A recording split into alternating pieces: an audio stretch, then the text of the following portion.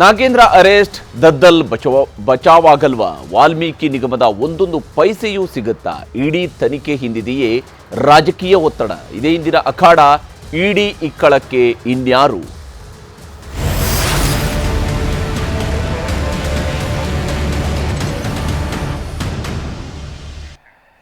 ಯಾವುದೇ ಒಂದು ಪ್ರಕರಣದ ಸಂದರ್ಭದಲ್ಲಿ ಸಾಮಾನ್ಯವಾಗಿ ನಂಬರ್ 1, 2, 3 ಇಂದ ಅರೆಸ್ಟ್ ಪ್ರಕ್ರಿಯೆಯು ಕೂಡ ನಡೀತಾ ಇರುತ್ತೆ. ಇದು ಸರ್ವೇ ಸಾಮಾನ್ಯವಾಗಿ ಇಂತಹ ಪ್ರಕರಣಗಳಲ್ಲಿ ನಡೆಯುವಂಥದ್ದು. ಆದರೆ ಇಲ್ಲಿ ರಾಜ್ಯ ಸರ್ಕಾರ ಎಲ್ಲೋ ಒಂದು ಕಡೆಯಲ್ಲಿ ನಾಗೇಂದ್ರ ಹಾಗೂ ದದ್ದಲ್ ಅವರನ್ನ ಪ್ರೊಟೆಕ್ಟ್ ಮಾಡ್ತಾ ಇದೆ ಅನ್ನುವಂಥ ಆರೋಪವನ್ನು ಬಿಜೆಪಿಯವರು ಮಾಡ್ತಾ ಇದ್ರು.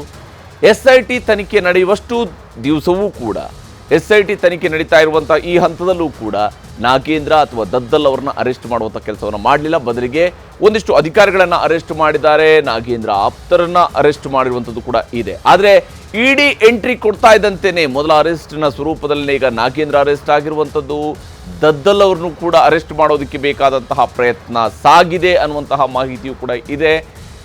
ಇನ್ಯಾರು ಅನ್ನುವಂತಹ ಪ್ರಶ್ನೆಯೂ ಕೂಡ ನಮ್ಮ ಮುಂದೆ ಇರುವಂಥದ್ದು.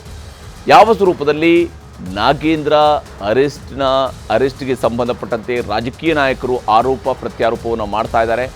ನಾಗೇಂದ್ರ ಅವರ ಅರೆಸ್ಟ್ಗೂ ಮುಂಚಿತವಾಗಿ ನಡೆದಂತಹ ಬೆಳವಣಿಗೆಗಳು ಏನೇನಿದ್ವು, ಕ್ವಿಕ್ ಆಗಿ ಈ ಒಂದು ವರದಿ ಮೂಲಕವಾಗಿ ನಿಮಗೆ ತೋರಿಸ್ತೀನಿ. ಮಹರ್ಷಿ ವಾಲ್ಮೀಕಿ ಅಭಿವೃದ್ಧಿ ನಿಗಮದ 187 ಕೋಟಿ ಅಕ್ರಮ ವರ್ಗಾವಣೆ ಸಂಬಂಧ ಇಡಿ ಬಲೆ ಬೀಸಿದೆ. ಹಗರಣ ಸದ್ದು ಮಾಡುವಾಗಲೇ ಸಚಿವ ಸ್ಥಾನಕ್ಕೆ ರಾಜೀನಾಮೆ ನೀಡಿದ್ದ ಬಿ ನಾಗೇಂದ್ರ ಅವರನ್ನ ಇಡಿ ತಂಡ ಬಂಧಿಸಿದೆ. ಕಳೆದ 3 ದಿನಗಳಿಂದಲೂ ಬಿ ನಾಗೇಂದ್ರ ಹಾಗೂ ನಿಗಮದ ಅಧ್ಯಕ್ಷ ರಾಯಚೂರು ಗ್ರಾಮಾಂತರ ಶಾಸಕ ಬಸನಗೌಡ ದದ್ದಲ್ ಮನೆಗಳಲ್ಲಿ ಶೋಧ ನಡೆಸಿತ್ತು. ಸತತ 3 ದಿನಗಳ ಶೋಧ ಪರಿಶೀಲನೆ ಬಳಿಕ ದಾಖಲೆಗಳನ್ನು ವಶಪಡಿಸಿಕೊಳ್ಳಲಾಗಿತ್ತು. ನಾಗೇಂದ್ರ ಅವರನ್ನ ವಶಕ್ಕೆ ಪಡೆದಿದ್ದ ಇಡಿ ಅಧಿಕಾರಿಗಳು ಶಾಂತಿನಗರದ ಕಚೇರಿಗೆ ಕರೆತಂದು ವಿಚಾರಣೆ ಮಾಡಿದ್ರು. ತಮಗೇನೂ ಗೊತ್ತಿಲ್ಲವೆಂದು ಉತ್ತರಿಸಿದ್ದರು ನಾಗೇಂದ್ರ. ದಾಖಲೆಗಳನ್ನು ಮುಂದಿಟ್ಟು ಪ್ರಶ್ನಿಸುತ್ತಿದ್ದ ಅಧಿಕಾರಿಗಳಿಗೆ ಸಮರ್ಪಕ ಉತ್ತರ ಸಿಗಲೇ ಇಲ್ಲ. ಹಾಗಾಗಿ ನಾಗೇಂದ್ರ ಅವರನ್ನ ಇಡಿ ಬಂಧಿಸಿದೆ.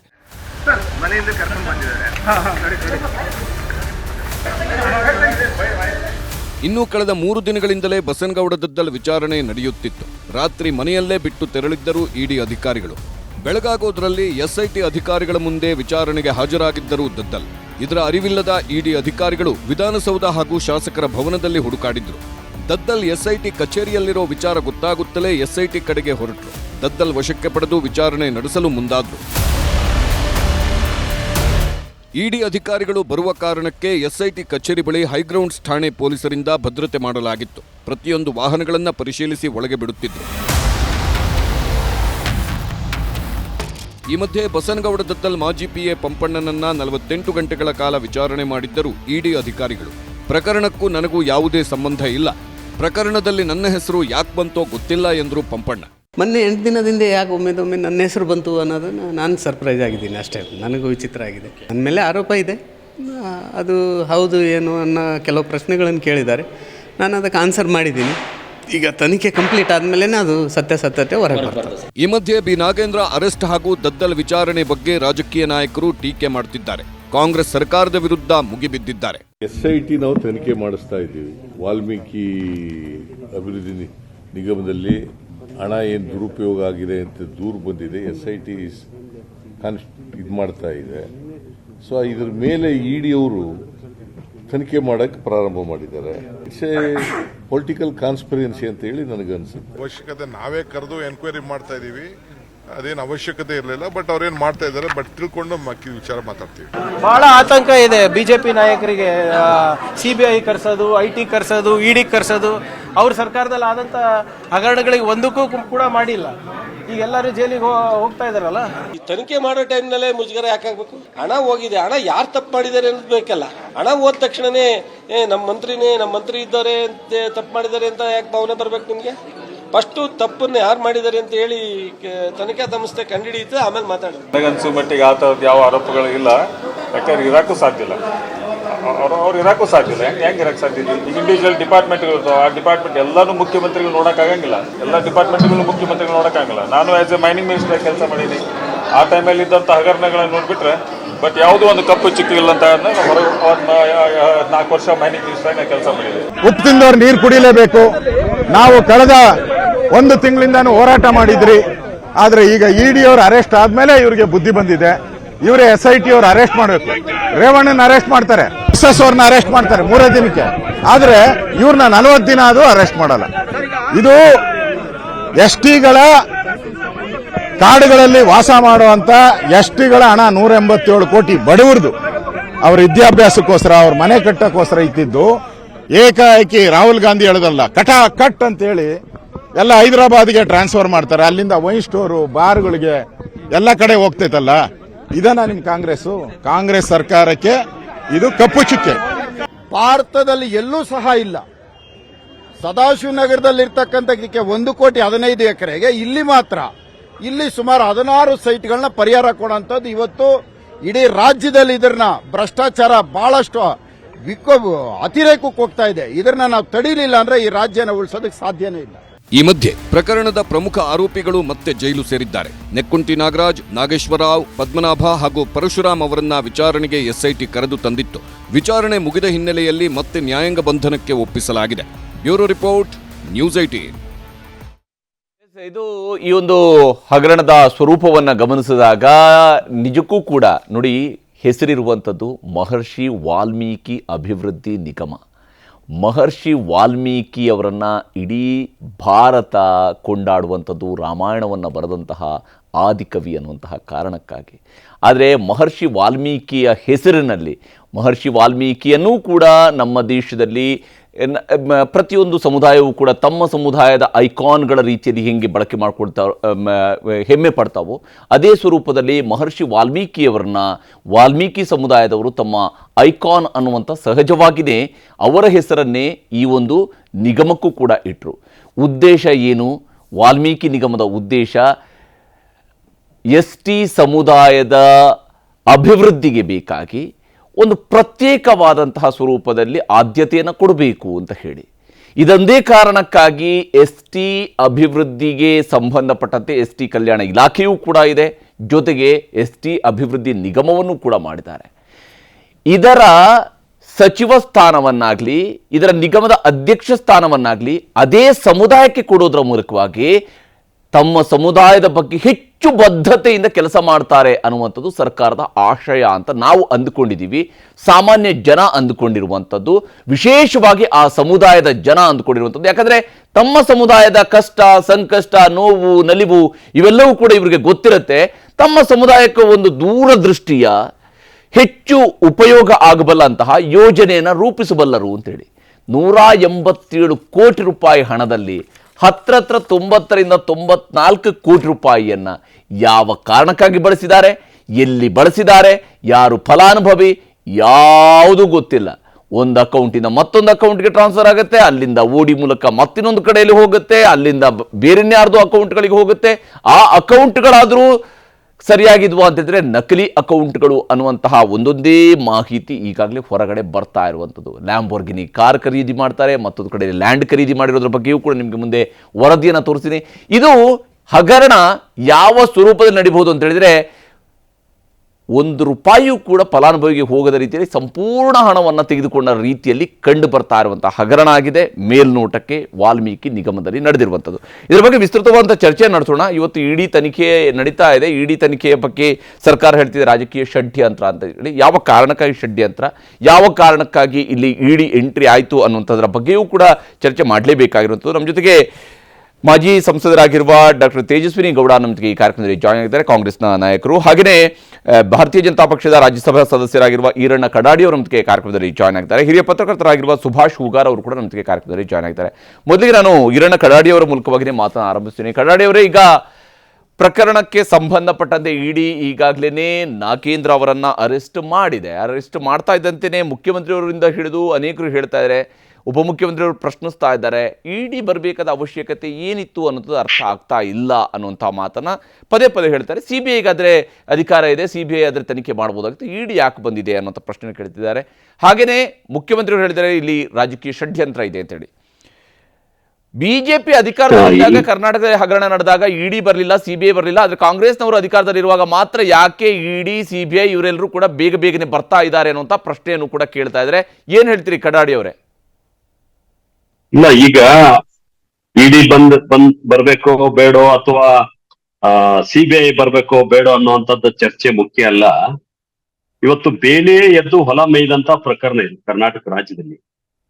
ಯಾವ ಮಹರ್ಷಿ ವಾಲ್ಮೀಕಿ ಅವರ ಹೆಸರ ಮೇಲೆ ಆ ಸಮಾಜದ ಉನ್ನತಿಗಾಗಿ ಸರ್ಕಾರದ ಆಶೆ ಏನಿತ್ತು, ಆ ಹಣವನ್ನ ಏನಿಟ್ಟಿದ್ರು ಅದನ್ನ ದುರುಪಯೋಗಪಡಿಸಿಕೊಂಡು ಇವತ್ತು ಸುಮಾರು 187 ಕೋಟಿ ರೂಪಾಯಿ, ಇದು ಬಹಳ ದೊಡ್ಡ ಹಗರಣ ಇದೆ. ಹೀಗಾಗಿ ಇಂಥ ಹಗರಣ ಆದಂತ ಸಂದರ್ಭದಲ್ಲಿ ಏನ್ ತಪ್ಪಾಗಿದೆ ಅನ್ನುವಂಥದ್ದನ್ನ ತಿಳ್ಕೊಳ್ಳಾರ್ದೆ ಕೇವಲ ಇಡಿ ಯಾಕೆ ಬಂತು ಅಂತ ಹೇಳಿ ಅದ್ರೊಳಗೆ ರಾಜಕೀಯ ಬೆರೆಸ್ತಕ್ಕಂಥದ್ದು ಜನರಿಗೆ ಗೊತ್ತಾಗ್ತಾ ಇದೆ ಇವತ್ತು ಇವ್ರು ಯಾವ ರೀತಿ ಮಾತನಾಡ್ತಾ ಇದ್ದಾರೆ ಅನ್ನುವಂಥದ್ದು. ಹೀಗಾಗಿ ಇವತ್ತು ಇಡಿ ಅದು ಒಂದು ಸ್ವತಂತ್ರ ಸಂಸ್ಥೆ, ಈ ರಾಜ್ಯದಲ್ಲಿ ಇರ್ಬೋದು, ದೇಶದಲ್ಲಿ ಇರ್ಬೋದು, ಈ ರೀತಿಯಾದಂತಹ ಭ್ರಷ್ಟಾಚಾರಗಳಾದಾಗ ತನ್ನದೇ ಆದಂತ ಕರ್ತವ್ಯವನ್ನ ನಿರ್ವಹಿಸ್ತಕ್ಕಂಥ ಸಂಸ್ಥೆ ಅದು ಬಂದಿದೆ. ಇಡಿ ಬಂದ್ಮೇಲೆನೆ ಈ ಪ್ರಕರಣಕ್ಕೆ ಒಂದು ಹೊಸ ತಿರುವು ಸಿಕ್ಕಿದೆ ಅಂತ ನಾವು ಹೇಳ್ಬೇಕಾಗ್ತದೆ. ಯಾವಾಗ ಒಬ್ಬ ಅಲ್ಲಿ ಅಧಿಕಾರಿ ಯಾರು ಚಂದ್ರಶೇಖರ್ ಅವರು ಆತ್ಮಹತ್ಯೆ ಮಾಡ್ಕೊಳ್ಳದೆ ಹೋಗಿದ್ರೆ ಬಹುಶಃ ಈ ಪ್ರಕರಣ ಅದು ಅಲ್ಲೇ ಕೊಳತು ಹೋಗ್ತಿತ್ತು ಅಥವಾ ಮುಚ್ಚಿ ಹೋಗ್ತಿತ್ತು. ಚಂದ್ರಶೇಖರ್ ಅಂತ ಒಬ್ಬ ದಕ್ಷ ಅಧಿಕಾರಿಯ ಆತ್ಮಹತ್ಯೆ ಹಿನ್ನೆಲೆಯಲ್ಲಿ ಈ ಪ್ರಕರಣ ಬೆಳಕಿಗೆ ಬಂತು. SIT ಕಳೆದ ಹಲವಾರು ದಿನಗಳಿಂದ ಯಾವುದೇ ತನಿಖೆ ಮುಂದುವರಿತಾ ಇಲ್ಲ. ಅಂತ ಸಂದರ್ಭದಲ್ಲಿ ಇಡಿ ಬಂದು ತನ್ನ ಜವಾಬ್ದಾರಿಯನ್ನ ಮಾಡ್ತಾ ಇದೆ. ಅದಕ್ಕೆ ನಾವೆಲ್ಲರೂ ಸ್ವಾಗತ ಮಾಡಬೇಕಾಗ್ತದೆ. ಇದು ಪರಿಶಿಷ್ಟ ಜಾತಿಗೆ ಸಂಬಂಧಪಟ್ಟಂತ, ಪಂಗಡಕ್ಕೆ ಸಂಬಂಧಪಟ್ಟಂತ ಜನರಿಗೆ ಅವರ ಅಭಿವೃದ್ಧಿಗೆ ಇಟ್ಟಂತ ಹಣವನ್ನ ಇವತ್ತು ನುಗ್ಗಿ ಹಾಕ್ತಕ್ಕಂತ ಕೆಲಸ ಇವತ್ತು ಸರ್ಕಾರ ಏನ್ ಮಾಡಿದೆ. ಇತ್ತೀಚೆಗೆ ಈ 2 ಪ್ರಕರಣಗಳು ರಾಜ್ಯದಲ್ಲಿ ಬಹಳ ದೊಡ್ಡ ಪ್ರಮಾಣದಲ್ಲಿ ಚರ್ಚೆ ಆಗ್ತಾ ಇರುವಂತದ್ದನ್ನ ನಾವು ನೋಡಿದೀವಿ. ಆ ಮೋಡ ಹಗರಣ ಇರಬಹುದು. ಕನ್ನಡ ಜಸ್ಟ್ ಮಾತಾಡ್ತೀನಿ ನಾನು ನಿಮ್ ಜೊತೆಗೆ. ಇಲ್ಲಿ ತೇಜಸ್ವಿ ಗೌಡ್ರೆ, ಕನ್ನಡಿಯವರು ಮಾತನಾಡಿದ್ರು, ಯಾವ ಸ್ವರೂಪದಲ್ಲಿ ಇಡಿ ಬಂದಿದೆ ಅನ್ನುವಂಥದ್ದು ಮುಖ್ಯ ಅಲ್ಲ, ಆದ್ರೆ ಹಗರಣ ನಡೆದಿರುವಂತಹ ವಿಚಾರ ಇದೆಯಲ್ಲ, ಇದಕ್ಕೆ ಇಡಿ ಬರೆದ ಮತ್ತಿನ್ನೇನಾಗತ್ತೆ ಅಂತ. ಖಂಡಿತ ಇಂಥದ್ದೊಂದು ಘಟನೆ ನಡೆದಾಗ ತಕ್ಷಣ ಏನು ಮಾಡಬೇಕು ಚುನಾಯಿತ ಸರ್ಕಾರ, ಒಂದು ನಮ್ಮ ರಾಜ್ಯದ SIT ಒಂದು ಸ್ಪೆಷಲ್ ಇನ್ವೆಸ್ಟಿಗೇಟಿವ್ ಟೀಮನ್ನು ತತ್ಕ್ಷಣ ನಾವು ಆ ಕಾರ್ಯಾಚರಣೆಗೆ ಬಿಟ್ಟಿದ್ದೀವಿ, ನಂಬರ್ 1. ಮತ್ತು ಮುಖ್ಯಮಂತ್ರಿಗಳಾಗಲಿ ಉಪಮುಖ್ಯಮಂತ್ರಿಗಳಾಗಲಿ ನಮ್ಮ ಸರ್ಕಾರ ಯಾವುದೇ ರೀತಿಯಲ್ಲೂ ಕೂಡ ನಾವು ಹಸ್ತಕ್ಷೇಪ ಮಾಡಿಲ್ಲ. ಮುಕ್ತವಾದ ತನಿಖೆಗೆ ನಾವು ಅವಕಾಶವನ್ನು ಕೊಟ್ಟಿದ್ದೀವಿ. ಯಾಕಂದರೆ ಮಾಧ್ಯಮ ಮಿತ್ರರು ನೀವು ಸದಾಕಾಲ, ಇವತ್ತು ನಾನು ನೋಡ್ತಾ ಇದ್ದೆ, ನಾಗೇಂದ್ರ ಒಬ್ಬ ಮಾಜಿ ಸಚಿವರು, ಅವ್ರ ಹೆಸರು ಎಲ್ಲೂ ಉಲ್ಲೇಖ ಆಗಿರಲಿ. ಇಂಥದ್ದಕ್ಕೆಲ್ಲ ರಾಜೀನಾಮೆ ಕೊಡೋದಾದ್ರೆ ಯಾವ ಸರ್ಕಾರನೂ ಇರಕ್ಕೆ ಸಾಧ್ಯನೇ ಇಲ್ಲ. ಆದರೂ ಕೂಡ ಈಶ್ವರಪ್ಪನವರ ಮೇಲೆ ಒಂದು ಆರೋಪ ಬಂದಾಗ, ಸಂತೋಷ್ ಕಾಂಟ್ರಾಕ್ಟರ್ ಸಂತೋಷ್ ಆತ್ಮಹತ್ಯೆ ಮಾಡಿಕೊಂಡಾಗ, ಮತ್ತು ಎಷ್ಟು ಬೇಗನೆ ಕ್ಲೀನ್ ಚಿಟ್ಗಳು ಕೊಡ್ತಕ್ಕಂಥದ್ದು, ಸಾಫ್ಟ್ ಮಾಡ್ತಕ್ಕಂಥದ್ದು, ವಾಷಿಂಗ್ ಮಿಷಿನ್ಗೆ ಹಾಕಿ ತೆಗಿತಕ್ಕಂಥದ್ದು ನಾನು ಹೇಳಕ್ಕೆ ಹೋಗಲ್ಲ. ಇಡಿ ಸಂಸ್ಥೆಯ ಸ್ವರೂಪ ಒಳ್ಳೆಯದಿದೆ, ಇಡಿ ಸಂಸ್ಥೆಯ ಉದ್ದೇಶ ಒಳ್ಳೆಯದಿದೆ. ಇಡಿ ಸಂಸ್ಥೆಯನ್ನು ದುರುಪಯೋಗ ಮಾಡ್ತಿರ್ತಕ್ಕಂಥ BJPಯ ಒಂದು ಸಂಸ್ಕೃತಿ ಏನಿದೆ ಅದು ಈ ದೇಶದ ಒಂದು ಹಿತಕ್ಕೆ ಪೂರಕವಾಗಿಲ್ಲ ಅನ್ನೋದನ್ನು ನಾವು ಹೇಳ್ತಾ ಇದ್ದೀವಿ. ಇದು ಚುನಾಯಿತ ಸರ್ಕಾರ ಇದೆ, ನಮ್ಮ SITಗೆ ಅದರದೇ ಆದ ಕರ್ತವ್ಯ ಇದೆ. ಅವರಿಗೆ ಮುಕ್ತವಾಗಿ ಇದನ್ನು ಮಾಡುವ ಅವರ ಹಕ್ಕನ್ನು ಬಿಟ್ಕೊಡಕ್ಕೆ ಸಾಧ್ಯ ಇಲ್ಲ. ನಮ್ಮ ಮುಖ್ಯಮಂತ್ರಿಗಳು ಹೇಳ್ತಾ ಇದ್ದಾರೆ, ಇವತ್ತು ನಾಗೇಂದ್ರ ಅವರನ್ನು ಬಳಸಿರ್ತಕ್ಕಂಥ ನೀತಿ ನೋಡಿ, ಅಲ್ಲಿ ಒಳ್ಳೆ ಅವರಿಗೆ ಕುತ್ತಿಗೆ ಇಚ್ಕೆ ಬಿಡ್ತಾರೆ, ಆ ರೀತಿನಲ್ಲಿ ಹ್ಯಾಂಡಲ್ ಮಾಡ್ತಾ ಇದ್ದಾರೆ. ಅದು ನಡೆಯೋದಿಲ್ಲ. ಹಿಂದಿನಿಂದಲೂ ಈ ರೀತಿ ನಮ್ಮ ಭ್ರಷ್ಟಾಚಾರಕ್ಕಾಗಲಿ ಇದು ಮುಕ್ತವಾಗದ ತನಿಖೆ ಆಗಬೇಕು. ಅಪರಾಧಿಗಳು ಅಥವಾ ಆರೋಪ ಯಾರ ಮೇಲೆ ಇರಲಿ ಅವ್ರ ಮೇಲೆ ಕ್ರಮ ತಗೊಳ್ಳೋಣ. ನಮ್ಮ ಸರ್ಕಾರ ಏನಾದ್ರು ಹೇಳಿದೆಯಾ? ಆರೋಪ ಹೊತ್ತಿರುವಂತ ವ್ಯಕ್ತಿನ ಹೆಂಗ್ ಕರ್ಕೊಂಡು ಹೋಗ್ಬೇಕಾಗತ್ತೆ? ಮತ್ತೆ ನೋಡಿ, ಆರೋಪ ಅಂದ್ರೆ ಇಡಿಯ ಒಂದು ಉದ್ದೇಶನೇ ಈ ಸರ್ಕಾರ ಭ್ರಷ್ಟ, ಇವರೆಲ್ಲರೂ ಭ್ರಷ್ಟಾಚಾರಿಗಳು. ಒಂದು ಪ್ರಕರಣ ಅಲ್ಲ, ಅನೇಕ ಪ್ರಕರಣ. ಈಗ DK ರವಿ ಪ್ರಕರಣದಲ್ಲಿ ಅವತ್ತಿನ ಪ್ರತಿಪಕ್ಷದಲ್ಲಿದ್ದಂಥ ಯಡಿಯೂರಪ್ಪಾಜಿಯವರು ಅಹೋರಾತ್ರಿ ಧರಣಿಯನ್ನ ಮಾಡಿದ್ರು, CBIಗೆ ಕೊಡ್ತು ಈ ಸರ್ಕಾರ. ಏನು ಹೊರಗೆ ಬಂತು? 10 ಪ್ರಕರಣ. ನಿಮಗೆ ಗೊತ್ತು ಹರಿ, ನಾನು ಈ ಅಮೂಲ್ಯ ಸಮಯವನ್ನು ವೇಸ್ಟ್ ಮಾಡೋದಿಲ್ಲ. ಕಡಾಡಿಯವರಾಗಿರಲಿ ಅಥವಾ ಪ್ಯಾನಲಲ್ಲಿ ಯಾರೇ ಇರಲಿ, ನಾನು ಹೇಳ್ತಕ್ಕಂಥದ್ದು ಚುನಾಯಿತ ಸರ್ಕಾರಗಳಿಗೆ ಸಂವಿಧಾನ ನೀಡಿರ್ತಕ್ಕಂಥ ಅಧಿಕಾರವನ್ನ, ಆ ಏಜೆನ್ಸಿಗಳ ಅಧಿಕಾರವನ್ನು ಗೌರವಿಸಿ. ನಮ್ಮ ಏಜೆನ್ಸಿಗಳು ಮಾಡಿ ಫಲಿತಾಂಶ ನಿಮಗೆ ತೃಪ್ತಿ ತಂದಿಲ್ಲ ಅಂತ ಅನಿಸಿದ್ರೆ ಜವಾಬ್ದಾರಿಯುತ ಪ್ರತಿಪಕ್ಷವಾಗಿ ನೀವು ಕೇಂದ್ರದ ಇಂಟರ್ವೆನ್ಷನ್ನೇ ಆಗಲಿ. ಈ ರೀತಿ ಹೋಗೋದಾದ್ರೆ ಚುನಾಯಿತ ಸರ್ಕಾರಗಳು ಯಾಕಿರ್ಬೇಕು? ಕೇಂದ್ರವೇ ಪ್ರೆಸಿಡೆಂಟ್ ರೂಲ್ ಆಯಿತು. ಪ್ರೆಸಿಡೆಂಟ್ ಕೇಂದ್ರ ರಾಜ್ಯಗಳ ಸಂಬಂಧದಲ್ಲಿ ಸ್ವಲ್ಪ ರಾಜ್ಯ ಸರ್ಕಾರಗಳು ಇದು ಬ್ಯಾಂಕ್ ಅಲ್ಲಿ ಆಗಿರೋ ಫ್ರಾಡ್ ಅಲ್ವಾ? ಬ್ಯಾಂಕ್ ಮೂಲಕವಾಗಿ ಆಗಿರುವಂತಹ ಫ್ರಾಡ್, ಬ್ಯಾಂಕ್ ತನ್ನ ನಿಯಮದ ಪ್ರಕಾರವಾಗಿ CBI ತನಿಖೆ ಮಾಡಿದೆ. ಬ್ಯಾಂಕಿಗೆ ಅಧಿಕಾರ, ಬ್ಯಾಂಕಿಗೆ ಜವಾಬ್ದಾರಿ ನಿರ್ಮಲಾ ಸೀತಾರಾಮನ್ ರಾಜೀನಾಮೆ ಕೊಡ್ತಾರಾ? ಬ್ಯಾಂಕ್ ತನ್ನ ಜವಾಬ್ದಾರಿ ಪ್ರಕಾರವಾಗಿ CBI ತನಿಖೆ ಕೊಡಬೇಕಾ ಬೇಡವಾ? I appreciate your point. CBI ತನಿಖೆ ಮಾಡ್ತಾ ಇರುವಾಗ ಬ್ಯಾಂಕ್ ನ ಅಧಿಕಾರಿಗಳು ಇನ್ವಾಲ್ವ್ ಆಗಿದ್ದಾರೆ, ಎಲ್ಲರೂ ಆಗಿದ್ದಾರೆ ಅಂತಂದ್ರೆ ಬ್ಯಾಂಕ್ ಯಾರ ಅಡಿಯಲ್ಲಿ ಬರುತ್ತೆ? ಇವತ್ತು ಕೇಂದ್ರದ ಹಣಕಾಸು ಸಚಿವರು ರಾಜೀನಾಮೆ ಕೊಡ್ತಾರ? ರಾಜ್ಯದ ಹಣಕಾಸು ಸಚಿವರಾಗಿ ರಾಜೀನಾಮೆ ಕೊಡ್ತಾರ ಅಂತ ರಾಜ್ಯದ ಹಣಕಾಸು ಸಚಿವರು ಇದಾರಲ್ಲ ಇಲ್ಲಿ. ಅವರನ್ನ ಮೊದಲು ಪ್ರಶ್ನೆ ಮಾಡಿ. ರಾಜ್ಯದ ಹಣಕಾಸು ಸಚಿವರ ಖಜಾನೆಯಿಂದಲೇ ತಾನೇ ಈಗ ಇಲ್ಲಿ ದುಡ್ಡು ಹೋಗಿರೋದು. ರಾಜ್ಯದ ಹಣಕಾಸು ಸಚಿವರು ರಾಜೀನಾಮೆ ಕೊಡ್ತಾರ? ನಡೆದಿದೆ, ತಾವೊಂದು ಅರ್ಥ ಮಾಡ್ಕೊಳ್ಳಿ, ಇದು ನಮ್ಮ ರಾಜ್ಯದ್ದೇ ಅಲ್ಲ. ಇಂಟರ್ ಸ್ಟೇಟ್ ನಡೆದಾಗ ಇದೇ ಇಡಿಗೆ ತಾಕತ್ತಿದ್ರೆ ದಮ್ಮಿದ್ರೆ ಕೇಂದ್ರದ ಹಣಕಾಸು ಸಚಿವರನ್ನ ಇದೇ ರೀತಿ ಅರೆಸ್ಟ್ ಮಾಡಿ ತನಿಖೆಗೊಳಪಡಿಸಲಿ. ಇದು ಒಂದು ದೊಡ್ಡ ಜಾಲ, ಇದು ಬರೀ ಕರ್ನಾಟಕ ರಾಜ್ಯಕ್ಕೆ ಸೀಮಿತವಾಗಿಲ್ಲ. ಓಕೆ ಮಾತಾಡ್ತೀನಿ ನಾನು. ಸುಭಾಷ್ ಶುಗಾರ್ ಅವರನ್ನು ಕೂಡ ಇದರ ಬಗ್ಗೆ ಮಾತನಾಡ್ತೀನಿ. ಯಾವ ಸ್ವರೂಪದಲ್ಲಿ ಇಲ್ಲಿ ಹಗರಣ ನಡೆದಿರುವಂತದ್ದು ಒಂದು ಭಾಗ ಆದ್ರೆ, ಮತ್ತೊಂದು ಕಡೆಯಲ್ಲಿ ಇಲ್ಲಿ ರಾಜಕೀಯದ ಒತ್ತಡ ಇದೆ ಅಥವಾ ರಾಜಕೀಯದ ಕಾರಣಕ್ಕಾಗಿಯೇ ಈ ದಾಳಿ ನಡೆದಿದೆ, ರಾಜಕೀಯದ ಉದ್ದೇಶದಿಂದಲೇ ಇಲ್ಲಿ ನಾಗೇಂದ್ರ ಅವರನ್ನ ಅರೆಸ್ಟ್ ಮಾಡಲಾಗಿದೆ ಅನ್ನುವಂತ ಅಂಶವೂ ಕೂಡ ಇದೆ. ಇದರ ಬಗ್ಗೆ ಚರ್ಚೆ ನಾವು ಮುಂದುವರಿಸೋಣ ಚಿಕ್ಕ ಬ್ರೇಕ್ ನಂತರ.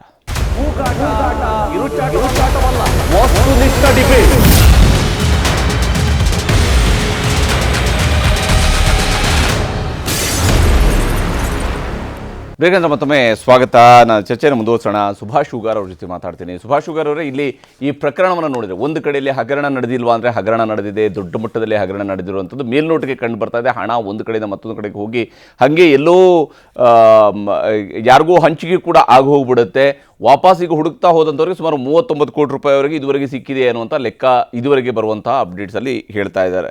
ಆದರೆ ಇಷ್ಟೆಲ್ಲ ಹಣ ಹೋಗಿದೆ, ಇಷ್ಟು ಹಣ ವಾಪಸ್ ತಗೊಳ್ಳುವಂಥ ಪ್ರಯತ್ನ ನಡೀತಾ ಇದೆ, ಹಗರಣ ನಡೆದಿದೆ, ಇಡಿ ಬಂದಿದೆ ಅಂತ ಹೇಳಿದ ತಕ್ಷಣ ಇದರಲ್ಲಿ ರಾಜಕೀಯ ಇದೆ ಅನ್ನೋಂಥ ಕಾಂಗ್ರೆಸ್ ನೋಡ್ತಾರೆ. ಹಾಗಾದರೆ ರಾಜಕೀಯ ಇಲ್ವಾ ಅಂತ ಕೇಳಿದರೆ ಅಲ್ಲೂ ಕೂಡ ಎಲ್ಲೋ ಒಂದು ಕಡೆ ಒಂದು ಅನುಮಾನವೂ ಕೂಡ ಬರ್ತಾ ಇರುತ್ತದೆ. ಯಾವ ಸ್ವರೂಪದಲ್ಲಿ ಇಡೀ ಪ್ರಕರಣ ರಾಜ್ಯದಲ್ಲಿ ರಾಜಕೀಯವಾಗಿ ಬಳಕೆ ಆದರೆ ಹಗರಣ ಭೇದಿಸುವಂಥ ಒಂದು ಭಾಗಕ್ಕಿಂತ ಹೆಚ್ಚು ರಾಜಕೀಯದ ಅಟ್ಯಾಕ್ಗೂ ಕೂಡ ಇದೊಂದು ಬಹಳ ಪ್ರಮುಖ ಟೂಲ್ ಆಗಿ ಬಳಕೆ ಆಗ್ತಿದೆಯಾ ಅಂತ?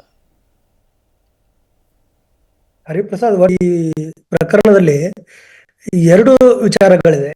ಕಾಂಗ್ರೆಸ್ನವರಿಗೆ ಇಡಿ ಯಾಕೆ ಬಂತು ಅನ್ನೋದು ಬಹಳ ಮುಖ್ಯವಾದಂತ ವಿಷಯ ಅವರಿಗೆ. ಹೌದು.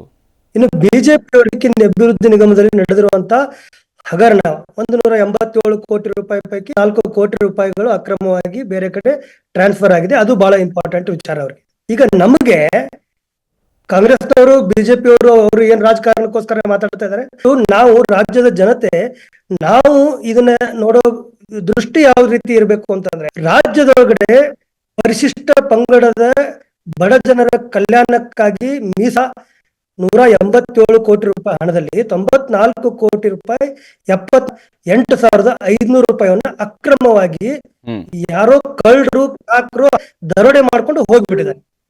ಇದ್ರ ಬಗ್ಗೆ ಯಾವುದೇ ಸಂಶಯ ಉಪಮುಖ್ಯಮಂತ್ರಿಗಳಿಗೂ ಇಲ್ಲ. ಆದ್ರೆ ಈ ಹಗರಣ ನಡೆದಿರೋದು, ಅಕ್ರಮ ನಡೆದಿರೋದು ನಿಜ, ಭ್ರಷ್ಟಾಚಾರ ನಡೆದಿರೋದು ನಿಜ ಅನ್ನೋದು ಎಲ್ಲರಿಗೂ ಕೂಡ ಗೊತ್ತಿದೆ. ಆದ್ರೆ ಯಾವ ರೀತಿ ಈಗ ರಕ್ಷಣೆ ಮಾಡ್ಕೊಳ್ಬೇಕು, ಯಾವ ರೀತಿ ಪ್ರಕರಣದ ಇಂಟೆನ್ಸಿಟಿಯನ್ನ ಕಡಿಮೆ ಮಾಡಿ ಡೈವರ್ಷನ್ ಅನ್ನ ಮಾಡಬೇಕು, ಈ ಒಂದು ವಿಚಾರದಲ್ಲಿ ಉಪಮುಖ್ಯಮಂತ್ರಿಗಳು ನಿರತರಾಗಿರ್ಬೋದು ಅಂತ ನನಗೆ ಅನ್ಸುತ್ತೆ. ಯಾಕಂದ್ರೆ ಉಪಮುಖ್ಯಮಂತ್ರಿ ಡಿ ಕೆ ಶಿವಕುಮಾರ್ ಅವರು ಈಗಾಗಲೇ ತನಿಖೆ ನಡೆದಿರುವಾಗ್ಲೇನೆ ಅವರು ಕ್ಲೀನ್ ಚಿಟ್ ಇದ್ದಾರೆ. ನಿಗಮದಲ್ಲಿ ಏನೋ ಅವ್ಯವಹಾರ ನಡೆದಿದೆ, ಅದಕ್ಕೆ ನಾವು ಶಿಕ್ಷೆಯನ್ನು ಕೊಡ್ತೀವಿ, ಆದ್ರೆ ಶಾಸಕರದೇನೋ ತಪ್ಪಿಲ್ಲ ಅಂತ ಅವ್ರು ಹೇಳ್ಬಿಟ್ಟಿದ್ದಾರೆ. ನೋಡಿ, ಅದ್ರ ತಪ್ಪಿದೆಯೋ ಇಲ್ವೋ ಅನ್ನೋದು ತನಿಖೆ ಪೂರ್ತಿ ಆದ್ಮೇಲೆ ಗೊತ್ತಾಗತ್ತೆ. ಒಂದಲ್ಲ, ಎರಡಲ್ಲ, ಮೂರಲ್ಲ, 4 ಸಂಸ್ಥೆಗಳು ತನಿಖೆಯನ್ನ ಮಾಡ್ತಾ ಇದ್ದಾವೆ. ಇಡಿ ತನಿಖೆ ಮಾಡ್ತಾ ಇದೆ, ಸಿಬಿಐ ತನಿಖೆ ಮಾಡ್ತಾ ಇದೆ, IT ತನಿಖೆ ಮಾಡ್ತಾ ಇದೆ, AIT ಕೂಡ ತನಿಖೆ ಮಾಡ್ತಾ ಇದೆ. ಈ ಎಲ್ಲಾ ತನಿಖಾ ಸಂಸ್ಥೆಗಳು ತನಿಖೆ ನಡೆಸಬೇಕಾದ್ರೆ ಬಂದು ಈ ರೀತಿಯಾದಂತ ಒಂದು ಹೇಳಿಕೆ ಕೊಡೋದು ತನಿಖಾ ಸಂಸ್ಥೆಗಳ ದಾರಿಯನ್ನು ತಪ್ಪಿಸೋದು ರೀತಿ. ಅದಕ್ಕೋಸ್ಕರ ಇದು 2 ತರದ ಒಂದು ಹಗರಣಗಳು, ಅವ್ಯವಹಾರಗಳು ಇರ್ತವೆ. ಒಂದು ಅವ್ಯವಹಾರ ಮಾಡೋರಿಗೆ, ಭ್ರಷ್ಟಾಚಾರ ಮಾಡೋರಿಗೆ ಒಂದು ಸಣ್ಣ ಭಯ ಇರ್ತದೆ, ನಾಳೆ ಕೊಂಡ್ರೆ ಏನ್ ಗತಿ ಅಂತ ಕದ್ದು ಮಾಡೋದು ಅಥವಾ ಅದರ ಸಿಕ್ಕಾಕೊಳ್ಳಂಗ ಮಾಡೋ ಪ್ರಯತ್ನವನ್ನ ಮಾಡ್ತಾರೆ. ಈ ವಾಲ್ಮೀಕಿ ಅಭಿವೃದ್ಧಿ ನಿಗಮದಲ್ಲಿ ನಡೆದಿರುವಂತಹ ಒಂದು ಹಗರಣವನ್ನ ನಾವು ನೋಡಿದಾಗ ಇವರಿಗೆ ಯಾರ ಭಯ ಕೂಡ ಇಲ್ಲ.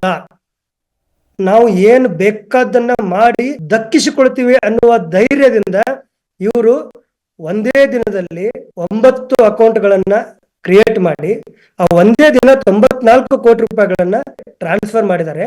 ಆದ್ರೆ ಅದು ಕೂಡ ಮನಿ ಟ್ರಯಲ್ ಇದೆ. ಇದು ಯಾವ್ದಕ್ಕೆ ಇಲ್ಲಿ ತಪ್ಪಿಸ್ಕೊಳಕ್ ಆಗಲ್ಲ. ಯಾರು ಕೂಡ ಇಲ್ಲಿ ಹೆಂಗೋ ಎಲ್ಲೋ ನಡೆದು ಹೋಗಿಲ್ಲ. ಇಲ್ಲೆಲ್ಲವೂ ಕೂಡ ಬ್ಯಾಂಕ್ ದುಡ್ಡು ಟ್ರಾನ್ಸ್ಫರ್ ಆಗಿದ್ದಿದೆ. Everything will be on record. ಎಲ್ಲ ಕೂಡ ಬರುತ್ತೆ, ಗೊತ್ತಾಗಿ. ಇದು ಬಹಳ ಇಂಪಾರ್ಟೆಂಟ್ ವಿಚಾರ. ಇದ್ರ ಬಗ್ಗೆ ಬೇಗ ತನಿಖೆ ಆಗಿ ತಪ್ಪಿತಬೇಕು ಅನ್ನೋದು ಬಹಳ ಇಂಪಾರ್ಟೆಂಟ್ ವಿಚಾರ. ಇನ್ನು ಇಡಿ ಬಗ್ಗೆ ಮುಖ್ಯಮಂತ್ರಿಗಳು ಹೇಳ್ತಾ ಇರ್ಬೋದು ಅಥವಾ ಎಲ್ಲ ಕಾಂಗ್ರೆಸ್ನ ನಾಯಕರುಗಳು ವಕ್ತಾರರು ಅವರೆಲ್ಲ ಹೇಳ್ತಾ ಇರೋದು, ಅದರಲ್ಲೂ ಕೂಡ ಸತ್ಯಾಂಶ ಇದೆ. ಕಡಾಡಿ ಅವರು ಮಾತಾಡ್ತಾ ಇಡಿ ಒಂದು ಸ್ವತಂತ್ರ ಸಂಸ್ಥೆ ಅಂತ ಹೇಳಿದ್ರು. ಸ್ವಾಮಿ, ಈಗ ಆ ರೀತಿ ಹೇಳಿದ್ರೆ ಜನ ನಗ್ತಾರೆ. ಇಡಿ ಸ್ವತಂತ್ರ ಸಂಸ್ಥೆ ಅಂತ ಹೇಳುವ ಸ್ಥಿತಿ ಇಲ್ಲ. ಇದು ಕೇವಲ ಒಂದು ಲೆಕ್ಕದ ವಾಲ್ಮೀಕಿ ಅಭಿವೃದ್ಧಿ ನಿಗಮದ ಹಗರಣದ ತನಿಖೆ ವಿಚಾರ ಅಲ್ಲ. ಇಡೀ ದೇಶದಲ್ಲಿ ಯಾವ್ಯಾವ ಪ್ರಕರಣದಲ್ಲಿ ಯಾವ್ಯಾವ ವಿರೋಧ ಪಕ್ಷಗಳ ಸರ್ಕಾರಗಳಲ್ಲಿ ಇಡಿ ಯಾವ ರೀತಿ ನಡ್ಕೊಂಡಿದೆ, ಬಿಜೆಪಿ ಅಧಿಕಾರದಲ್ಲಿರುವಂತಹ ಸರ್ಕಾರಗಳಲ್ಲಿ ಇಡಿ ಯಾವ ರೀತಿ ನಡ್ಕೊಂಡಿದೆ ಅನ್ನೋದು ಎಲ್ಲರಿಗೂ ಆಗಿ ಇಲ್ಲಿ ಯಾರು ಕೂಡ ಬಹಳ ಶುದ್ಧರಿಲ್ಲ. ಆದ್ರೆ ಈಗ ಇಡಿ ವಿಚಾರ ಒಂದು ಬಹಳ ಲಾರ್ಜರ್ ಆದಂತ ಒಂದು ವಿಚಾರ. ಅದನ್ನ ನಾವು ಆಮೇಲೆ ಕಾಂಗ್ರೆಸ್ನವರಂತೂ ಅವರು ಆಮೇಲೆಲ್ಲ ಈಗಲೇ ಚರ್ಚೆ ಮಾಡ್ಲಿಕ್ಕೆ ಬಯಸ್ತಾರೆ.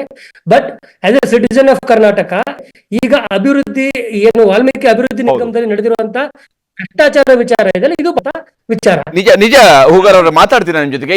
ಇಲ್ಲಿ ಈ ಒಂದು ಅಂಶ ಇದೆಯಲ್ಲ, ಈ ನಿಗಮದಲ್ಲಿ ಆಗಿರುವಂತಹ ಭ್ರಷ್ಟಾಚಾರ ಬಹಳ ಮುಖ್ಯವಾದಂತಹ ವಿಚಾರ ಅನ್ನೋದು.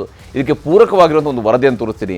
ಯಾವ ಸ್ವರೂಪದಲ್ಲಿ ಇದೇ ಹಗರಣ ನಡೆದಂಥ ಅವಧಿಯಲ್ಲೇ ನಡೆದಿರುವಂತಹ ಭೂ ವ್ಯವಹಾರ, ಭೂಮಿಯ ಖರೀದಿ, ಲ್ಯಾಂಬೋರ್ಗಿನಿ ಕಾರ್ ಖರೀದಿ ಆಗಿರುವಂಥದ್ದು ಇದೇ ಅವಧಿಯಲ್ಲಿ. ಆ ಲ್ಯಾಂಬೋರ್ಗಿನಿ ಕಾರ್ನ ಕಥೆ ಏನಾಯಿತು ಅನ್ನೋದು ಗೊತ್ತಿದೆ ಈಗಾಗಲೇ ನಮಗೆ. ಹಾಗೆಯೇ ಭೂಮಿ ಖರೀದಿಯೂ ಕೂಡ ನಡೆದಿದೆ. ಬಹುಶಃ ಇದು ಕೂಡ ಇವತ್ತಲ್ಲ ನಾಳೆ ಇಡಿ ಅಥವಾ SIT ಪ್ರಶ್ನೆ ಮಾಡುತ್ತೋ, ಇಡಿ ಪ್ರಶ್ನೆ ಮಾಡುತ್ತೋ, CBI ಪ್ರಶ್ನೆ ಮಾಡುತ್ತೋ, ಯಾರೋ ಒಬ್ಬರಂತೂ ಪ್ರಶ್ನೆ ಮಾಡುವಂತಹ ಪ್ರಸಂಗ ಬಂದೇ ಬರುವಂತೆ ಕಂಡು ಬರ್ತಾ ಇದೆ. ಅದರ ಬಗ್ಗಿನ ವರದಿಯನ್ನು ಕೂಡ ತೋರಿಸ್ತೀನಿ ಮತ್ತು ಚರ್ಚೆ ನಾವು ಮುಂದುವರಿಸಿ ಚಿಕ್ಕ ಬ್ರೇಕ್ ನಂತರ.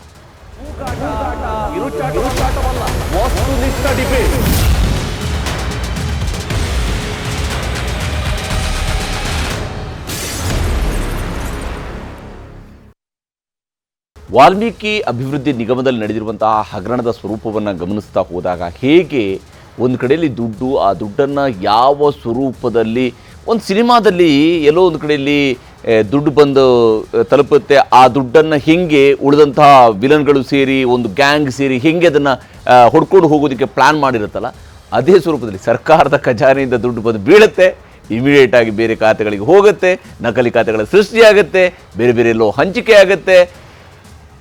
ಇದೇ ಸಂದರ್ಭದಲ್ಲಿ, ಇದೇ ಅವಧಿಯಲ್ಲಿನೇ ಚಂದ್ರಶೇಖರನ್ ಆತ್ಮಹತ್ಯೆಯ ಮೂಲಕವಾಗಿ ಈ ಪ್ರಕರಣ ಹೊರಗಡೆ ಬಂತಲ್ಲ, ಅದಕ್ಕಿಂತ ಸರಿಯಾಗಿ 4 ದಿವಸದ ಹಿಂದೆ ಈ ನಿಗಮದ ಅಧ್ಯಕ್ಷ ದದ್ದಲ್ ಅವರ ಪುತ್ರನ ಹೆಸರಿನಲ್ಲಿ ಸುಮಾರು 4 ಎಕರೆ ಜಮೀನು ನೋಂದಾವಣೆಯಾಗಿದೆ. ನಿಜಕ್ಕೂ ಈ ಹಗರಣಕ್ಕೂ ಈ ಜಮೀನು ಖರೀದಿಗೂ ಸಂಬಂಧ ಇದೆಯೋ ಇಲ್ಲೋ ಗೊತ್ತಿಲ್ಲ. ಯಾಕಂದರೆ ಅದರ ಟೈಮಿಂಗ್ ಮಾತ್ರ ಬಹಳ ಅನುಮಾನವನ್ನು ಹುಟ್ಟಿಸುವಂತಿದೆ. ಒಂದು ವರದಿ ನಿಮಗೆ ತೋರಿಸ್ತೀನಿ.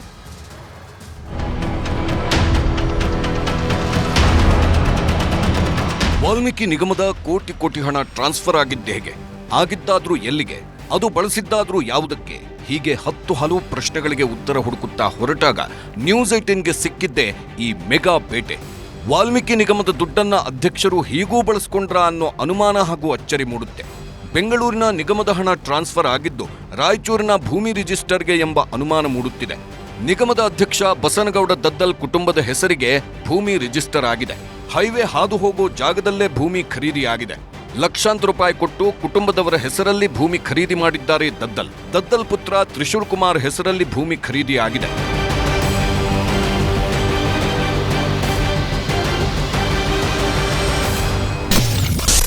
ರಾಯಚೂರು ಜಿಲ್ಲೆ ಸಿರವಾರ ತಾಲೂಕಿನ ಗಣದಿನ್ನಿ ಗ್ರಾಮದಲ್ಲಿ ಭೂಮಿ ಖರೀದಿಯಾಗಿದೆ. ದದ್ದಲ್ ಮಗ ತ್ರಿಶೂಲ್ ಕುಮಾರ್ ನಾಯಕ್ ಹೆಸರಲ್ಲಿ ಖರೀದಿಯಾಗಿದೆ. ಮೇ 22, 2024ರಂದು ಭೂಮಿ ನೋಂದಣಿಯಾಗಿದೆ. ದದ್ದಲ್ ಮಗನ ಹೆಸರಿಗೆ ನೋಂದಣಿ ಆಗಿರೋ ಭೂಮಿಯ ಮಾರುಕಟ್ಟೆ ಮೌಲ್ಯ 16,72,000 ರೂಪಾಯಿ. ಆದರೆ ಅಲ್ಲಿ ಪರಿಗಣಿಸಿದ ಮೌಲ್ಯ 23,88,000 ರೂಪಾಯಿ. ಬಸನಗೌಡ, ಸಿದ್ದಪ್ಪಗೌಡ, ವೆಂಕಟರೆಡ್ಡಿ ಎಂಬುವರ ಬಳಿಯಿಂದ ತ್ರಿಶೂಲ್ ಕುಮಾರ್ ನಾಯಕ್ ಹೆಸರಿಗೆ ಬರೆಸಿಕೊಂಡಿದ್ದಾರೆ ತ್ರಿಶೂಲ್ ಕುಮಾರ್. ದದ್ದಲ್ ಭೂಮಿಗೆ ಹೋಯ್ತಾ ವಾಲ್ಮೀಕಿ ದುಡ್ಡು ಎಂಬ ಅನುಮಾನ ಮೂಡೋದು ಈ ಅಂಕಿಅಂಶಗಳಿಂದಲೇ. ಮೇ 22ರಂದು ದದ್ದಲ್ ಮಗನ ಹೆಸರಲ್ಲಿ ಭೂಮಿ ಖರೀದಿಯಾಗಿದೆ. ಮೇ 26ರಂದು ವಾಲ್ಮೀಕಿ ಬೋರ್ಡ್ ಅಧಿಕಾರಿ ಚಂದ್ರಶೇಖರನ್ ಡೆತ್ ನೋಟ್ ಬರೆದಿಟ್ಟು ಆತ್ಮಹತ್ಯೆ ಮಾಡಿಕೊಳ್ತಾರೆ. ಅನುಮಾನಕ್ಕೆ ಎಡೆಮಾಡಿಕೊಟ್ಟಿವೆ ಈ ದಿನಾಂಕಗಳು. ಈ ಎಲ್ಲ ಬೆಳವಣಿಗೆಗಳ ಮಧ್ಯೆಯೇ ಒಂದಷ್ಟು ಪ್ರಶ್ನೆಗಳು ಸಹಜವಾಗೇ ಏಳುತ್ತವೆ. ಈ ವರ್ಷವೇ ಇಷ್ಟೊಂದು ಭೂಮಿ ಖರೀದಿಸಿದ್ಯಾಕೆ? ಅಧ್ಯಕ್ಷರಾಗ್ತಿದ್ದಂತೆ ಭೂಮಿ ಖರೀದಿಸಿದ್ದಕ್ಕೆ ಹಣ ಎಲ್ಲಿಂದ ಬಂತು? ಈ ಭೂಮಿ ಖರೀದಿಸಿದ್ದ ದುಡ್ಡಿಗೆ ಲೆಕ್ಕ ಕೊಡ್ತಾರಾ ದದ್ದಲ್? ಇಡಿ ಲೆಕ್ಕ ಕೇಳಿದ್ರೆ ದಾಖಲೆ ಸಲ್ಲಿಸ್ತಾರಾ ದದ್ದಲ್ ಭೂಮಿ ಖರೀದಿಗಿದೆಯಾ ನಿಗಮದ ಭ್ರಷ್ಟ ನಂಟು? ನಿಗಮದಿಂದ ಹಣ ಟ್ರಾನ್ಸ್ಫರ್ ದದ್ದಲ್ಗೆ ಹೋಯ್ತಾ? ಅದೇ ಹಣದಲ್ಲಿ ದದ್ದಲ್ ಭೂಮಿ ಖರೀದಿಸಿದ್ರಾ ಎಂಬ ಅನುಮಾನಗಳು ಮೂಡುತ್ತವೆ. ಆ ನಿಗಮದ ಅಧ್ಯಕ್ಷರಾಗಿರ್ತಕ್ಕಂಥ ಬಸನಗೌಡ ದದ್ದಲ್ ಮತ್ತು ಮಂತ್ರಿಗಳಾಗಿರ್ತಕ್ಕಂಥ ಬಿ ನಾಗೇಂದ್ರ ಅವರ ನೇರ ಸಮ್ಮುಖದಲ್ಲಿ ಆಗಿರ್ತಕ್ಕಂಥ ಭ್ರಷ್ಟಾಚಾರ ಅಂತಕ್ಕಂಥದ್ದನ್ನು ನಾನು ಆರೋಪ ಮಾಡಿದೆ. ಆರೋಪ ಮಾಡಿದ ತಕ್ಷಣ ನಿಗಮದ ಅಧ್ಯಕ್ಷರು ಇದಕ್ಕೆ ನನಗೆ ಸಂಬಂಧನೇ ಇಲ್ಲ ಅನ್ನೋ ಮಟ್ಟಿಗೆ ಹಾರಿಕೆ ಉತ್ತರ ಕೊಟ್ಟರು. ವಾಲ್ಮೀಕಿ ನಿಗಮದ ಹಣ ದುರುಪಯೋಗ ಆಗಿರ್ತಕ್ಕಂಥ ಎಲ್ಲ ಅಪರಾಧಿಗಳು ಇವತ್ತು ಸಿಕ್ಬಿದ್ದಿರ್ತಕ್ಕಂಥದ್ದು ನೋಡ್ತಾ ಇದ್ದೀವಿ. ಮುಖ್ಯಮಂತ್ರಿಯಿಂದ ಹಿಡ್ಕೊಂಡು ಉಪಮುಖ್ಯಮಂತ್ರಿ ಕೂಡ ಇದರಲ್ಲಿ ಭಾಗಿಯಾಗಿದ್ದಾರೆ. Bureau report, news 18. ಹೀಗೆ ಇಲ್ಲಿ ಭೂಮಿ ಖರೀದಿ ಆಗಿರುವಂತಹ ಸಮಯವನ್ನು ಗಮನಿಸಿದಾಗಲೂ ಕೂಡ, ಯಾಕಂದರೆ ಲ್ಯಾಂಬೋರ್ಗಿನಿ ಕಾರ್ ಖರೀದಿ ಮಾಡಿದಂಥವರು ಭೂಮಿ ಖರೀದಿ ಕೂಡ ಮಾಡಿರಬಹುದೇನೋ ಅನ್ನೋಂಥ ಅನುಮಾನವೂ ಕೂಡ ನಡೀತಾ ಇರುವಂಥದ್ದು. ಯಾಕೆಂದರೆ ಇದೇ ದದ್ದಲ್ ಅವರ ವಿರುದ್ಧ ಇರುವಂತಹ ಆರೋಪಗಳಲ್ಲಿ ಬಹಳ ಮುಖ್ಯವಾಗಿರುವಂಥದ್ದು. ಈರಣ್ಣ ಕಡಡಿಯವರೇ, ಇಲ್ಲಿ ಹಣ ಯಾವ ಸ್ವರೂಪದಲ್ಲೆಲ್ಲ ಬಳಕೆ ಆಗಿದೆ ಅನ್ನೋಂಥದ್ದು ಒಂದಿಷ್ಟು ರಿಕವರಿ ಆಗ್ತಾ ಇರುವಂಥ ಸಂದರ್ಭದಲ್ಲಿ ಕೂಡ ಗೋಚರಿಸ್ತಾ ಇದೆ. ಹೀಗೆ ಅಂದರೆ ಇಲ್ಲಿ ಯಾವುದೇ ಫಲಾನುಭವಿಗೆ ಹೋಗುವಾಗ ಈಗ ಕಮಿಷನ್ ಹೊಡೆಯುವಂಥದ್ದು ಒಂದು ರೀತಿಯಂಥ ಆರೋಪ ಇರ್ತಿತ್ತು. BJP ವಿರುದ್ಧ 40% ಕಮಿಷನ್ ಆರೋಪವನ್ನು ಮಾಡಿದರು.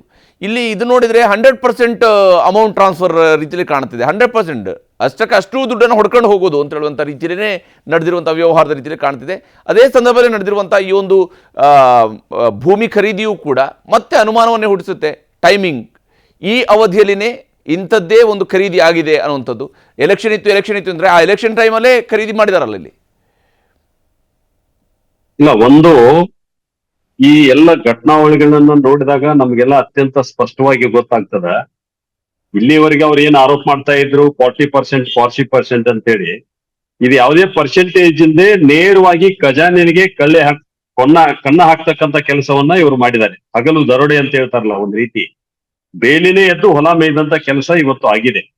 ಹೀಗಾಗಿ ನನಗೆ ಗೊತ್ತಿದ್ದಂತೆ ಅನೇಕ ಚರ್ಚೆಗಳಲ್ಲಿ ನಾವು ಕೇಳಿರುವಂತೆ ಯಾವುದೇ ಒಂದು ದೊಡ್ಡ ಬಜೆಟಿನ ಹಣ ಆರ್ಥಿಕ ಇಲಾಖೆಯಿಂದ ಹೊರಗಡೆ ಹೋಗ್ಬೇಕಾದಂದ್ರೆ ಸಂಬಂಧಪಟ್ಟಂತ ದೊಡ್ಡ ದೊಡ್ಡ ಅಧಿಕಾರಿಗಳು ಕೂಡ ತಮ್ಮ ಇಂಪ್ರೆಷನ್ ಕೊಡ್ತಾರೆ. ಅಲ್ಲಿ ತನಕ ಯಾವುದು ಬಿಡುಗಡೆ ಆಗೋದಿಲ್ಲ ಅನ್ನುವಂಥದ್ದನ್ನ ನಾವು ಕೇಳಿದಾಗ ಇನ್ನೂ ಯಾರ್ಯಾರು ಭಾಗ ಆಗಿದ್ದಾರೆ ಅನ್ನುವಂಥದ್ದು ಕೂಡ ನಮಗೆ ಅನುಮಾನ ಹುಟ್ಟುತ್ತದೆ. ಹೀಗಾಗಿ ಕೇವಲ ಈ ಪ್ರಕರಣ ಇಷ್ಟಕ್ಕೆ ನಿಲ್ಲೋದಿಲ್ಲ. ಕೇವಲ ನಾಗೇಂದ್ರ ಅವ್ರು ಇರ್ಬೋದು ಅಥವಾ ದದ್ದಲ್ ಇರ್ಬೋದು, ಅವ್ರಿಬ್ಬರಿಗೆ ಮಾತ್ರ ಸೀಮಿತ ಆಗಿ ಈ ಪ್ರಕರಣ ನಿಲ್ಲೋದಿಲ್ಲ. ಬಹುಶಃ ಸರ್ಕಾರದಲ್ಲಿ ಇರ್ತಕ್ಕಂಥ ಅನೇಕ ಪ್ರಮುಖ ಜವಾಬ್ದಾರಿಗಳಿದ್ದಂತ ಅಧಿಕಾರಿಗಳಿರ್ಬೋದು, ಮಂತ್ರಿಗಳಿರ್ಬೋದು, ಇದು ಇನ್ನೂ ಯಾರ್ಯಾರು ಸುತ್ತಕೊಳ್ತೇವೆ ಅನ್ನುವಂಥದ್ದು ಕೂಡ ಅತ್ಯಂತ ಸ್ಪಷ್ಟವಾಗಿ ನಮಗೆ ಈಗ ಕಾಣ್ತಾ ಇದೆ. ಇನ್ನೊಂದು, ಈಗ ಆ ಇಲಾಖೆ, ಆ ನಿಗಮದ MD ಮತ್ತು ಅಕೌಂಟೆಂಟ್ ಅವರಿಬ್ರು ಚರ್ಚೆ ಮಾಡಿರುವಂತದ್ದು ಕೂಡ ಅತ್ಯಂತ ಸ್ಪಷ್ಟವಾಗಿದೆ. ಯಾರು ಇದನ್ನ ನಮಗೆ ಒತ್ತಡ ಹಾಕಿದ್ರು, ಯಾವ ರೀತಿ ತಪ್ಪಿಸ್ಕೊಳ್ಬೇಕು, ಇನ್ನೂ ಏನೇನ್ ಆಗ್ತದೆ ಅನ್ನುವಂಥದ್ದು ಕೂಡ ಅತ್ಯಂತ ಸ್ಪಷ್ಟವಾಗಿ ಅವ್ರು ಚರ್ಚೆ ಮಾಡಿದ್ದಾರೆ. ಹೀಗಾಗಿ ಇದು ಬಹಿರಂಗ ಸತ್ಯ ಇದೆ. ಇದು ಯಾವುದೇ ಇಡಿ ಬಂದ ತಕ್ಷಣ ಇದು ರಾಜಕಾರಣ ಬೆರೀತು ಅನ್ನುವಂಥದ್ದನ್ನ, ಜನರ ಗಮನವನ್ನ ಬೇರೆ ಕಡೆ ಸೆಳೀಲಿಕ್ಕೆ ಅವ್ರು ಪ್ರಯತ್ನ ಮಾಡಬಹುದು ಹೊರತು ಈ ಪ್ರಕರಣದಲ್ಲಿ ಆಗಿರ್ತಕ್ಕಂಥ ಭ್ರಷ್ಟಾಚಾರವನ್ನ ಯಾವುದೇ ಕಾರಣಕ್ಕೂ ಮುಚ್ಚಿ ಹಾಕ್ತಕ್ಕಂಥದ್ದು ಸಾಧ್ಯ ಇಲ್ಲ. ಇದು ಬಹಿರಂಗವಾಗಿದೆ. ಹೀಗಾಗಿ ತಪ್ಪಿತಸ್ಥರಿಗೆ ಬಹಳ ದೊಡ್ಡ ಪ್ರಮಾಣ ಶಿಕ್ಷೆ ಆದ್ರೆ ಇಲ್ಲಿ ತೇಜಸ್ವಿನವರೇ, ಯಾವ ಸ್ವರೂಪದಲ್ಲಿ ನೋಡಿ ಈ ರೀತಿಯಲ್ಲಿ ದುಡ್ಡನ್ನ ಒಂದ್ ಕಡೆಯಿಂದ ಮತ್ತೊಂದ್ ಕಡೆ ಟ್ರಾನ್ಸ್ಫರ್ ಮಾಡ್ತಾ ಹೋಗ್ತಾ ಇರುವಂತ ನೋಡಿದ್ರೆ ಸರ್ಕಾರಕ್ಕೆ ಹಂಗಾದ್ರೆ ಹಿಡಿತಾ ಇರ್ಲಿಲ್ವಾ? ಈಗ ಸರ್ಕಾರದ ವಿರುದ್ಧ ಏನೋ ಆರೋಪವನ್ನು ಮಾಡ್ತಾ ಇದ್ದಾರೆ, ಇವರು ಅಭಿವೃದ್ಧಿ ದುಡ್ಡು ಕೊಡ್ತಾ ಇಲ್ಲ ಅಂತ. ಇಲ್ಲಿ ದುಡ್ಡಿದೆ, ಫಲಾನುಭವಿಗಳಿಗೆ ಹೋಗ್ತಿಲ್ಲ, ಇನ್ಯಾರಿಗೋ ಹೋಗುತ್ತೆ ಅಂತ ಹೇಳಿದ್ರೆ ಏನ್ ಅರ್ಥ ಅದು? ಎರಡು ರೀತಿಯ ವ್ಯಾಖ್ಯಾನವನ್ನು ನಾವು ಮಾಡಬೇಕಾಗತ್ತೆ. ಯಾವುದೇ ಇಲಾಖೆಯಲ್ಲಿ ದುಡ್ಡಿದ್ರು ಕೂಡ ದುಡ್ಡನ್ನು ಹೇಗೆ ಸಂಗ್ರಹ ಮಾಡಬೇಕು, ಹೇಗೆ ವಿತರಣೆ ಮಾಡಬೇಕು ಅನ್ನೋದಕ್ಕೆ ಒಂದು ಪದ್ಧತಿ ಇದೆ. ನಾವಿವಾಗ ಬಡ್ಜೆಟಲ್ಲಿ ನಮಗೆ ಅಲೋಕೇಶನ್ ಆಗುತ್ತೆ, ಅಲೋಕೇಶನ್ ಆದಮೇಲೆ ಆ ಒಂದು ಯೋಜನೆಗಳಿಗೆ ನಾವು ಹಣವನ್ನು ರಿಲೀಸ್ ಮಾಡಬೇಕು, ಕಂತುಗಳು ರಿಲೀಸ್ ಮಾಡಬೇಕು. ಎಷ್ಟೋ ಸಾರಿ ಹಣ ಆಗದೆ ಉಳಿತಕ್ಕಂಥದ್ದು ಬೇರೆ ಇಲಾಖೆಗೆ, ಇದೆಲ್ಲ ತಾವೆಲ್ಲ ಇದನ್ನೆಲ್ಲ ನಾವು ಚರ್ಚೆ ಮಾಡ್ತಾ ಇರ್ತೀವಿ. ಇವಾಗ ಈ ಪರ್ಟಿಕ್ಯುಲರ್ ಇದರಲ್ಲಿ ಇರ್ತಕ್ಕಂಥ ಹಣವನ್ನು ಅಕೌಂಟ್ ಹೋಗಿದೆ, ಯಾವುದೇ ಕ್ಯಾಶ್ ತಗೊಳಕ್ಕಾಗಿಲ್ಲ. ಅದು ಎಲ್ಲೋಗಿದ್ರು ಅದ್ರ ಜಾಡ್ ಸಿಗುತ್ತೆ. ನಂಬರ್ 1. ನಂಬರ್ 2, ಈರಣ್ಣ ಕಡಾಡಿಯವರು ಮಾತನಾಡುವಾಗ ಹೇಳುವಾಗಲೂ ಕೂಡ ಅವರಿಬ್ಬರ ಸಂಭಾಷಣೆಯಲ್ಲೂ ಕೂಡ ಸಚಿವರಾಗಿದ್ದಂಥ ನಾಗೇಂದ್ರ ಹೆಸರಾಗಲಿ ಅಥವಾ ದದ್ದಲ್ ಹೆಸರಾಗಲಿ ಅಲ್ಲಿ ಬಂದಿಲ್ಲ, ಅವರ ಪಾತ್ರದ ಬಗ್ಗೆ ಬಂದಿಲ್ಲ. ಮತ್ತು ಈಗ ಮೀಡಿಯಾಗಳು ನಿಮ್ಗೆ ಆ ಸ್ವಾತಂತ್ರ್ಯ ಇದೆ, ಆ ತನಿಖೆಯನ್ನು ಮಾಡೋದು, ಭೂಮಿ ಖರೀದಿ. ಈಗ ಒಬ್ಬ ಶಾಸಕರಿಗೆ 23 ಲಕ್ಷದ ಭೂಮಿ ಖರೀದಿ ಮಾಡೋ ಶಕ್ತಿ ಇಲ್ಲ ಅಂತ ನಾನು ಅಂದ್ಕೊಳ್ಳೋದಿಲ್ಲ.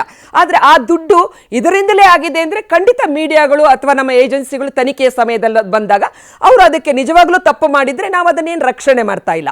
ಮೂರನೇದು, ಇವತ್ತು ಇಡೀ ಭಾರತದ ಒಂದು ಸರ್ಕಾರ ರಾಜ್ಯ ಸರ್ಕಾರಗಳನ್ನು ಹಿಡಿತ ಸಾಧಿಸೋದಕ್ಕೆ ಅಥವಾ ಒಂದು ಪೊಲಿಟಿಕಲ್ ಪಾರ್ಟಿಯನ್ನು ಮುಗಿಸೋದಕ್ಕೆ ಅಥವಾ ಯಾವ್ಯಾವ ರೀತಿ ಅಧಿಕಾರ ದುರುಪಯೋಗ ಮಾಡಿದ್ದಾರೆ, ಎಲೆಕ್ಷನ್ ಟೈಮಲ್ಲಿ ಅಕೌಂಟ್ ಸೀಸ್ ಮಾಡಿದಿರ್ಬೋದು, ಕಾಂಗ್ರೆಸ್ ಮುಕ್ತ ಮಾಡ್ತೀವಿ ಅಂತ ಹೇಳಿದಿರ್ಬೋದು, ರಾಹುಲ್ ಗಾಂಧಿ ಅವರನ್ನ ಅವರ ಮನೆಯಿಂದ ಆಚೆಗೆ ಹಾಕೋದಿರ್ಬೋದು, ರಾಹುಲ್ ಗಾಂಧಿ ಅವರನ್ನ ಸಂಸತ್ತಿಂದ ನಾನು ಪ್ರಾಮಾಣಿಕವಾದ ಚರ್ಚೆ ಆಗಬೇಕು. ಇವತ್ತು ಅವರೇ ಅಪೋಸಿಷನ್ನಲ್ಲಿ ಇದ್ದಂಥವ್ರು, ತುಂಬಾ ವರ್ಷಗಳ ಕಾಲ ಅಪೋಸಿಷನ್ನಲ್ಲಿ ಇದ್ದಂಥವ್ರು. ಕಾಂಗ್ರೆಸ್ ಪಾರ್ಟಿ ಇದೇ ರೀತಿ ಅಟಲ್ ಬಿಹಾರಿ ವಾಜಪೇಯಿ ಅವ್ರನ್ನ ನಡೆಸ್ಕೊಂತ ಅಥವಾ ಅದ್ವಾನಿ ಅವ್ರನ್ನ ನಡೆಸ್ಕೊಂತ, ಸುಷ್ಮಾ ಅವ್ರನ್ನ ನಡೆಸ್ಕೊಂತ, ಇವತ್ತು ನೋಡಿ BRS ಕೂಡ BJP ಜೊತೆ ಹೋಗ್ತೀವಿ ಅಂತಾರೆ. ಅಂದ್ರೆ ಅವರ ಮಗಳನ್ನ ಅರೆಸ್ಟ್ ಮಾಡ್ತೀರಿ, ಅವ್ರು ನಿಮ್ಮ ತೆಕ್ಕೆಗೆ ಬರಬೇಕು. ಕೇಜ್ರಿವಾಲ್ ಅನ್ನ ಅರೆಸ್ಟ್ ಮಾಡ್ತೀರಿ, ಅವ್ರು ನಿಮ್ಮ ತೆಕ್ಕೆಗೆ ಬರಬೇಕು. ಅಥವಾ ಸೊರೇನ್ ಅನ್ನ ಅರೆಸ್ಟ್ ಮಾಡ್ತೀರಿ, ನಾನು ಇವತ್ತು ಹಗಲು ದರೋಡೆ ಅಂತ ಅಣ್ಣ ಒಂದು ಪದ ಪ್ರಯೋಗವನ್ನ ಮಾಡಿದ್ರು. ರಾತ್ರಿ ಹೊತ್ತೇ ದರೋಡೆ ಮಾಡೋದು, ಹಗಲು ಮಾಡ್ತಾರೆ ಅಂತ. ಇದು ಸೈಬರ್ ಕಾಲ, ಹಗಲು ರಾತ್ರಿ ಎಲ್ಲ ಮಾಡೋರು ಮಾಡ್ತಾರೆ. ಆಮೇಲೆ ಪ್ರತ್ಯಕ್ಷವಾಗಿ ದರೋಡೆ ಮಾಡೋದು, ಪರೋಕ್ಷವಾಗಿ ದರೋಡೆ ಮಾಡೋದು, ನ್ಯಾಯಾಲಯವನ್ನು ಇನ್ಫ್ಲೂಯೆನ್ಸ್ ಮಾಡೋದು, ಆರ್ಥಿಕ ಇಲಾಖೆ.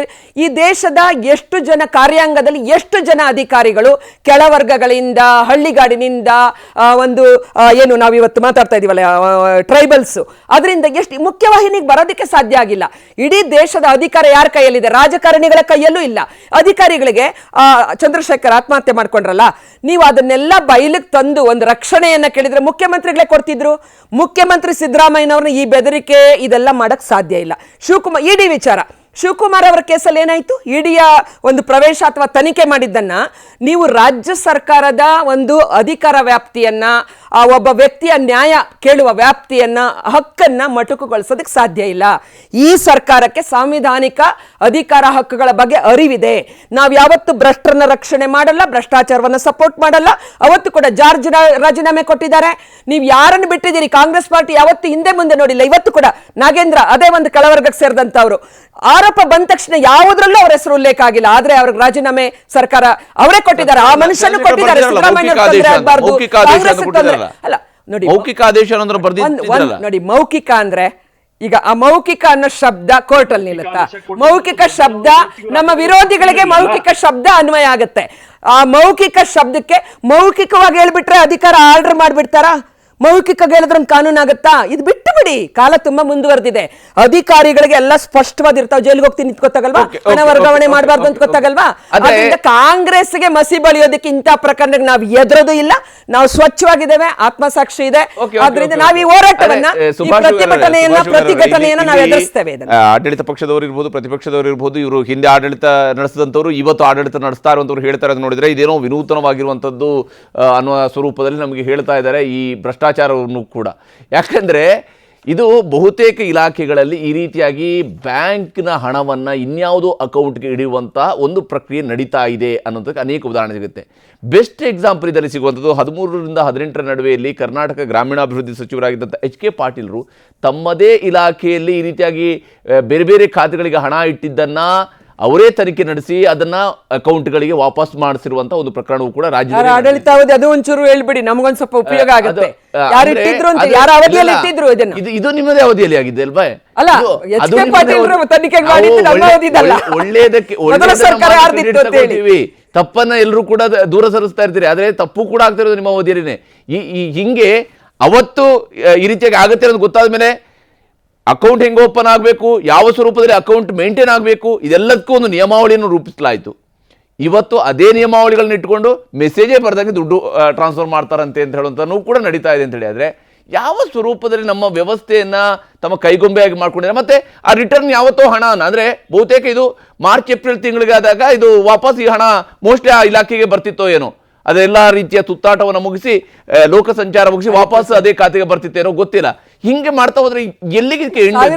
ವಿಜಯ್ ಮಲ್ಯ ಹೊರದೇಶಕ್ಕೆ ತಗೊಂಡೋದ್ರು, ನೀರವ್ ಮೋದಿ ಹೊರದೇಶಕ್ಕೆ ತಗೊಂಡೋದ್ರು. ಆಯ್ತು, ಎಲ್ಲ ಕಡೆ ಬಾಗಿಲು ಬಂದಾಗಿದ್ರೆ ಅಮಿತ್ ಶಾ ಅವರು, ಮೋದಿ ಅವರು ತುಂಬಾ ಇದಿದ್ರ ಆ ದುಡ್ಡೆಲ್ಲ ಜನ ಬಹಳ ಬುದ್ಧಿವಂತರಿದ್ದಾರೆ, ಇವತ್ತೆಲ್ಲ ಕಾಣ್ತಾ ಇದ್ದಾರೆ. ಹರಿಪ್ರಸಾದ್, ಈಗ ನೀವು ಹೇಳಿದ್ದು ನಿಜ ಇದೆ. ಏನಂದ್ರೆ ಇದು ಕೇವಲ ನಿಗಮದ ವಿಚಾರ ಅಲ್ಲ. ಈಗ ವಾಲ್ಮೀಕಿ ಅಭಿವೃದ್ಧಿ ನಿಗಮದ ಪ್ರಕರಣ ಈಗ ಪಾಪ ಅವರು ಚಂದ್ರಶೇಖರನ್ ಆತ್ಮಹತ್ಯೆ ಮಾಡ್ಕೊಂಡ ನಂತರ ಬಂದಿದೆ, ಎಲ್ಲರಿಗೂ ಗೊತ್ತಾಗಿದೆ. ಆದ್ರೆ ಬಹುತೇಕ ಇಲಾಖೆಗಳಲ್ಲಿ ನಿಗಮಗಳಲ್ಲಿ ಈ ತರಹದ ಈ ಅವ್ಯವಹಾರ ನಡೀತಾ ಇದೆ.